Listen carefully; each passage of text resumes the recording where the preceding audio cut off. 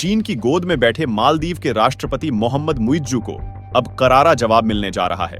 भारत मालदीव से सिर्फ 507 किलोमीटर की दूरी पर बसे लक्षद्वीप के मिनिकॉय में अपने एयर और नेवल बेस आईएनएस जटायु का अगले हफ्ते उद्घाटन करेगा। एक्सपर्ट्स का मानना है कि भारत का यह नेवल बेस अरब सागर में मालदीव का विकल्प है। इस बेस का नाम जटायु बहुत सोच समझकर रखा गया है। रामायण में जटायु बहुत दूर तक देखने की क्षमता रखते थे। इस बेस से भारत भी पाकिस्तान, मालदीव और चीन की हरकतों पर नजर रख सकेगा। साथ ही सोमालियाई समुद्री लुटेरों पर भी एक्शन लेना ज्यादा आसान होगा। 4 से 5 मार्च को इसकी कमीशनिंग होगी और इस दौरान रक्षा मंत्री राजनाथ सिंह के शामिल होने की उम्मीद है। उद्घाटन के दौरान एयरक्राफ्ट कैरियर और युद्धपोत भी होंगे।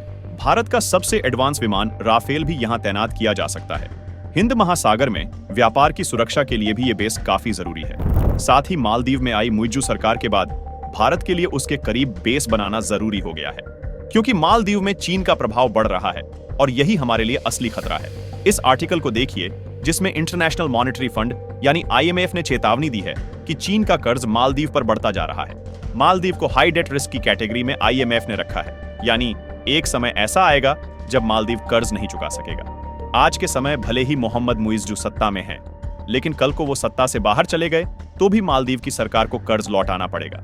हो सकता है कि एक समय ऐसा आए जब मालदीव के सभी कर्ज को चीन माफ करने के बदले कोई एक आइलैंड मांग ले, जहां वह अपना बंदरगाह या बेस बना सकता है, क्योंकि चीन श्रीलंका के साथ इसी स्ट्रैटेजी से उसके हम्बन टोटा पोर्ट पर कब्जा कर चुका है।